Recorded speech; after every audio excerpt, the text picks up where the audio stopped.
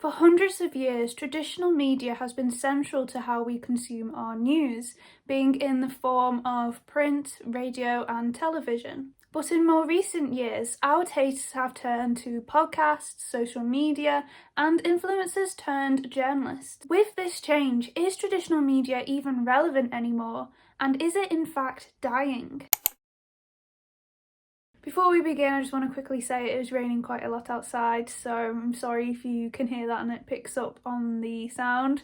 So yeah, nothing I can do about that. So traditional media as we know it really rose to prominence in the 20th century. Obviously, print was first, and for example, the first newspaper in England was The Times, and that's been around since about 1785. So for hundreds of years, we've really used print newspapers for our news, and then it turned to radio and television. There are major news broadcasters which have been around for the longest time and what is called legacy media. So in the UK, that would really be like for the TV, BBC, ITV, Channel 4, they've kind of been around for the longest as broadcasters. But there's also, The Times, Guardian, and various other long-standing newspapers.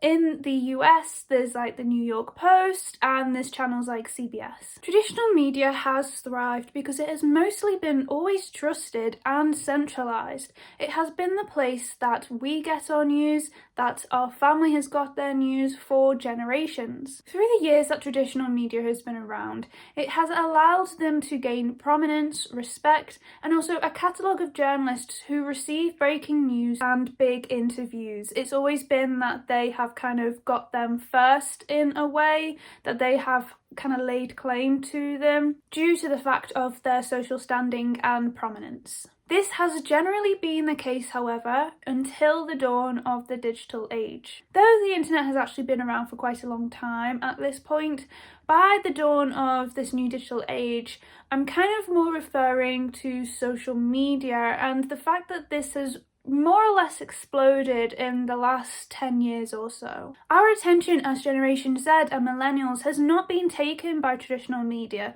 but has instead been taken by podcasts, by social media, by TikTok, by YouTube.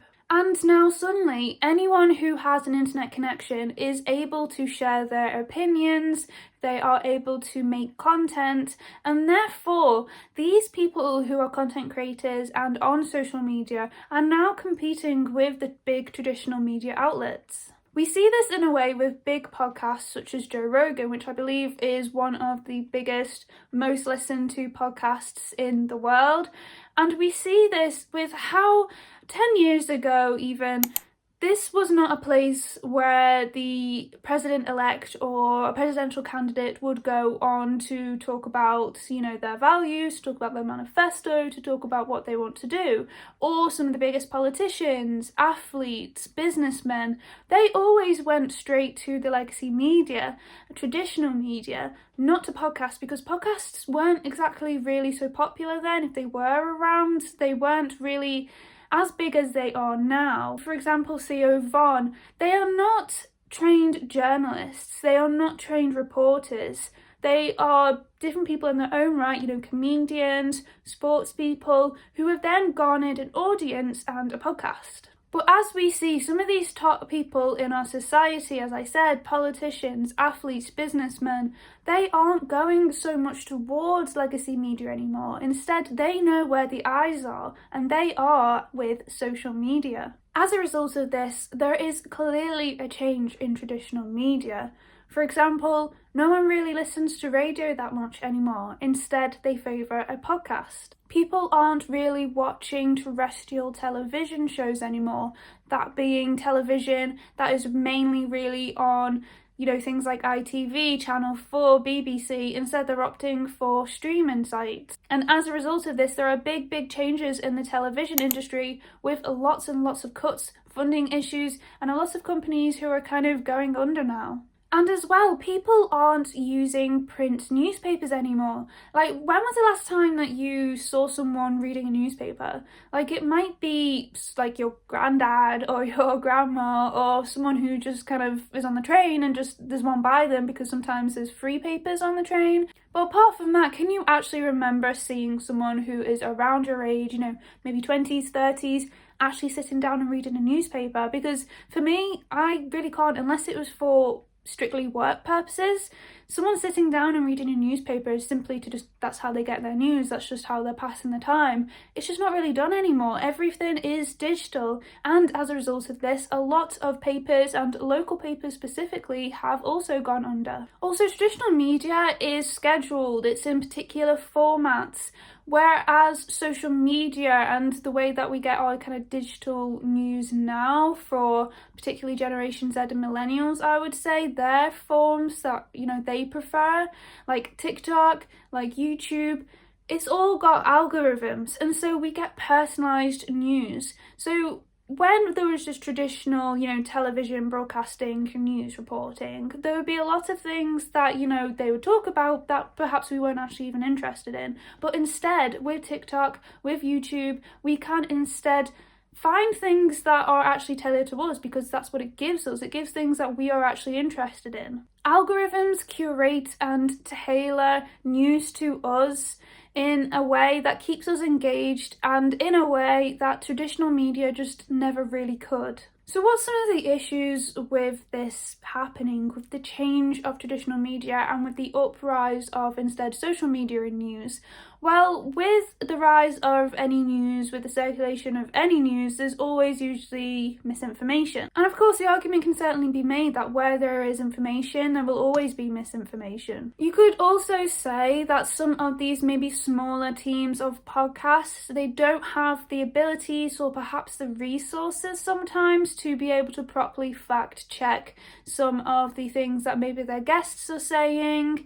And so therefore, some misinformation does go out, and they don't maybe mean it to, but that does happen. And also the fact that these hosts, these interviewers, aren't actually trained journalists. And there is a difference between someone who kind of interviews someone and someone who is a trained journalist. There is a difference, because, you know, a person who's a trained journalist, they have studied, you know, media law, ethics, all these various things that allows them to conduct an interview properly in a way. I'm not saying that, you know, say Joe Rogan can't interview properly, or any of these other podcast hosts, but there is a difference, because they know certain things that perhaps those people who haven't gone through that training don't. For example, Stephen Bartlett's The Diary of a CEO is a very popular podcast, specifically here in the UK, but also worldwide.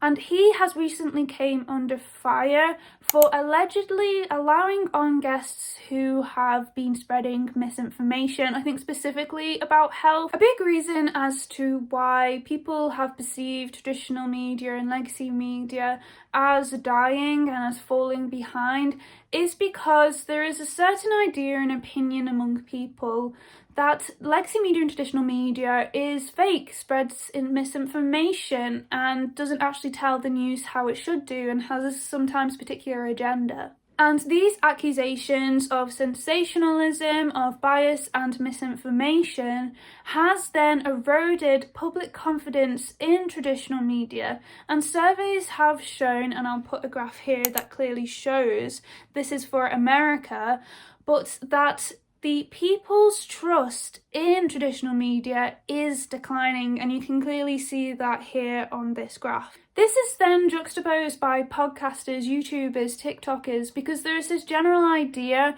of them being independent, the fact that they don't have these mysterious funders and backers, and yeah, they don't have this strange kind of like hidden agenda, that it's kind of them on their own plus their team.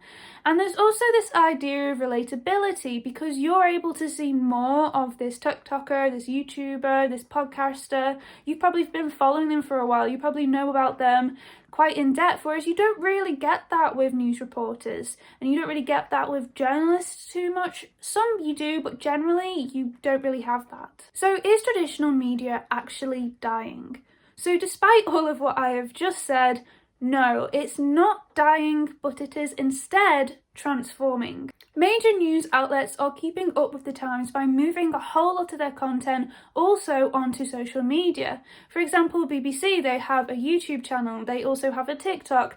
The Washington Post, they also have the same, and your local newspaper will as well. Channel 4 has curated content as well that is specifically tailored to Gen Z and their interests, and as well as this, they and other traditional media outlets are trying to fuse social media with, you know, their kind of traditional style, but also including content creators as well. So they've got this kind of big fusion between them as that legacy media brand, but also social media, and also bringing in a content creator as well. There is no traditional media outlet that I would say that hasn't tried to harness the online digital space, because if they didn't, they would quite likely just not really be in existence anymore. Like I said, a lot of newspapers just don't even make newspapers anymore in print, because it's like, what's the point? Some people, it's just like wasting money at this point. Many newspapers are also now turning to subscriptions, so this is for their kind of online content that isn't social media based,